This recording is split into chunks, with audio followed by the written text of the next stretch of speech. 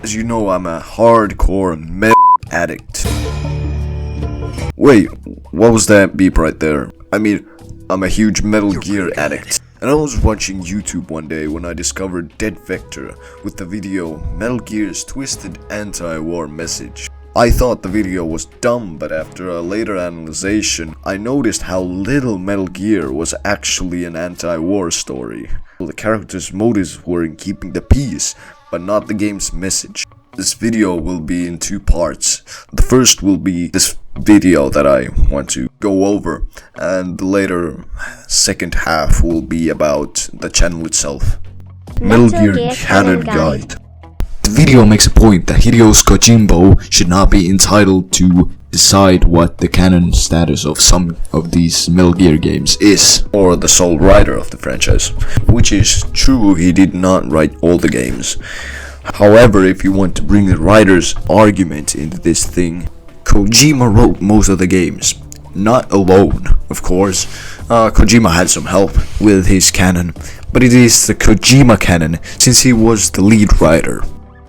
If you want to bring the canon status of Portable Ops or, for example, Metal Gear Rising into the mix, you'll have to take into account that not all the writers that worked on those games, or the main writers, none of them worked on the main Kojima canon. So while Kojima canon is canon to those games, they might not be canon to Kojima canon. Except Portable Ops kinda has a mention in Metal Gear Solid 4, and some of the plot points from that are used in Metal Gear Solid 4, which is usually why the game is considered only partially canon.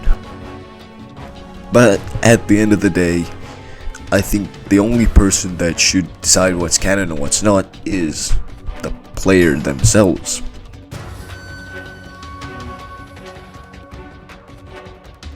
Now we come to the second part. Found a Reddit post criticizing Dead Vector and the overwhelming aggressiveness that they direct towards the Metal Gear community. Now there are certain risks surrounding toxicity online. Here's a notable example. Dead Vector replies, "I don't want to see shit about MGS remakes rumors after this. No one is talking about remakes. What are you talking about?" Dead Vector replies, "I've seen people complaining about rumor milling for weeks straight. Every single image you've posted from this so-called leak has been full of wrong info. What are you doing? More importantly, why?" Then the guy responds, "Oh my god, I'm literally a working professional who spends most of my time off this hell site. You're so silly." And then Dead Vector goes and says, "You're a child. 27-year-old child is what you are. Now you're arguing on this hell site with a stranger. You're not a professional anything. Go hug your support dog. You clearly need the help." Again, you can see how Dead Vector just gets into pointless arguments over some rumors. Then somebody replies, "Ableism, dead ass." Of course, this is referring to Dead Vector digging up the fact that this guy has a support dog. Number one, why did Dead Vector dig that up? Number two, why is this person accusing Dead Vector of ableism? That is just dumb and childish. That's not what they meant. And here they respond, "Not in the slightest. Dude's got a support dog. That's just a fact. I told him to go and hug the dog because he thought it was a good idea to make assumptions about somebody he's never met. Anybody who does that should hug a support dog." And then somebody responds with, "Always with the drama, aren't you?"